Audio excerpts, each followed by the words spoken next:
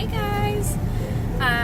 Don't mind me, I look a hot mess this morning. I'm just on my way to work for a few hours, and then I have my appointment with my doctor this afternoon for my sonohistogram, which is the saline ultrasound. They're going to put a catheter in and kind of blow some saline up in there to check for any like polyps, fibroids, anything like that. And then we are also having what's called a 1B appointment, which is to discuss the 2 hours worth of videos that I had to watch on kind of like preparing for IVF and also like the psychology end of it, like mentally preparing yourself. So it should be I would think a pretty long appointment to get all of that done. It's at 2 o'clock, so I'll be leaving work around 1:30. And I'm kind of nervous. I have to take 800 milligrams of ibuprofen an hour before the ultrasound, so my assumption would be that it's going to be at least uncomfortable. Whether or not it's painful, I don't know. But I will update you guys later. I just wanted to check in and kind of give you an update of what's going on today. So today's video will pretty much be a vlog. Alright, I will talk to you guys later. So we are on our way to the IVF appointment. I'm not sure if I can film in there, but I will keep you guys updated. Hopefully I can let you know everything that's going on.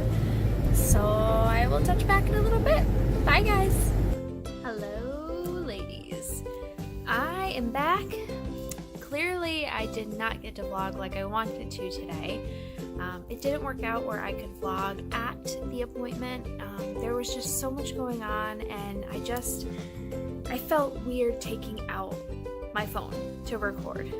So I figured I would go through the appointment, which, mind you, took 2 hours today, and then I would just come back tonight and kind of update you guys on everything that happened.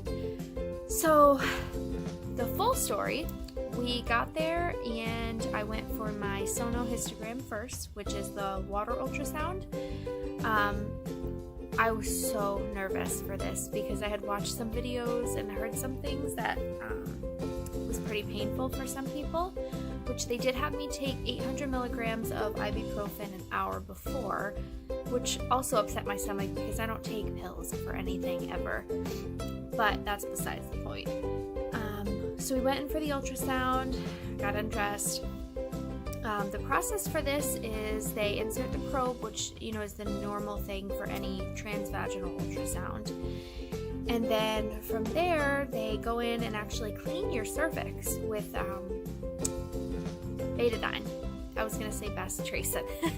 They clean it with betadine, and then they go ahead and insert a catheter in, which the only way I can describe it is like a very bad period cramp. So it's just like a lot of cramping. They insert that in with the balloon, and then they go ahead and blow up the balloon with saline. And that's just, they're looking for fibroids, polyps, anything that they can find in there. And then from there, they turn on the ultrasound machine and they insert the transvaginal probe. At that point, they're kind of fishing around, looking for the fibroids, looking to see if they see anything, which he didn't. Thank God he did not find anything. And then from there, we actually did a mock transfer, which I didn't really understand at first why they were doing it, but come to find out it's because they are come to find out it's because they are actually mapping your uterus for the day of transfer. They were telling me that you actually only have this is why I need to learn how to edit vlogs. They were telling me that you only have 3 to 5 minutes to get the blastocysts back in during the transfer. So that's kind of a tight schedule, and they don't want to mess it up, so they go in, map your uterus, just kind of check to make sure that they have everything right for the day of surgery. Maya, you want to say hi? This is my dog. This is Maya. So anyways, after that, we got dressed, thank God, went back and met with the doctor. Sit with me. We went back and met with the doctor in his office so we can discuss our options. we decided to go through with IVF with ICSI, which, as I explained in one of my previous videos, is where they extract the sperm with a fine needle and then they insert it into the egg. Oh my god. So they actually extract the sperm with a fine needle and then they insert it into the egg just to kind of give the sperm like a boost to get in there, because his actually aren't able to penetrate the egg. So we decided to go with IVF with ICSI. We decided against PGS testing, which tests for chromosomal abnormalities, which I was actually thinking of doing. They said it takes 7 to 10 days for the results, so you would have to freeze the embryos, which I was okay with, but my doctor said from my age, from our history, he's really not concerned about that. So he had said he's really not concerned about that. He wanted to just go ahead with the transfer on day 5, which is a normal fresh cycle.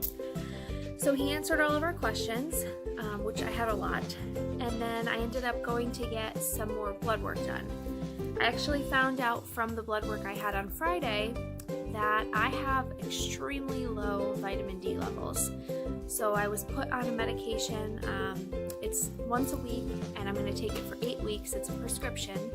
If I do get pregnant, I will have to stop that medication and get on an over-the-counter vitamin D regimen, because the one he has me on would be too strong to have during a pregnancy. Also, I found out that I have hyperthyroidism, which I'm not really sure if I have it. He said that I do, but he said that my thyroid levels are high, but they're only high for like baby making. For a regular person, I guess they're normal, but in order to have a healthy pregnancy, lessen the chance of a miscarriage, he wanted to retest it just to see if my levels had lowered. If not, then I might have to go on a regimen for my thyroid as well. So those were the 2 big things that kind of scared me today, things that I really need to figure out and kind of get under control before we go ahead with everything. We did decide that we will be freezing our embryos, which is definitely a good thing. It is going to cost $1,000 to freeze them, which it's worth it. I mean, to not have to go through the entire process again would be definitely worth it. The other thing is my husband is going next week to give a sperm sample. He's gonna freeze that, which is another $220. So I think that is all I have to update you guys on today. I am hoping that I can get my husband to do some sort of like Q&A video or just something so you guys can meet him. We can answer some questions. If you guys want to leave some questions below that you would like us to answer, I would love to make a video for you guys. I know there's just a few subscribers, but it would just be fun, and I think it would be nice to get him involved in this whole process. So I will keep you guys updated. Thank you so much for watching. I hope this video wasn't boring. I was kind of just laying out facts of what happened today, but I hope you guys stay tuned for what is to happen next.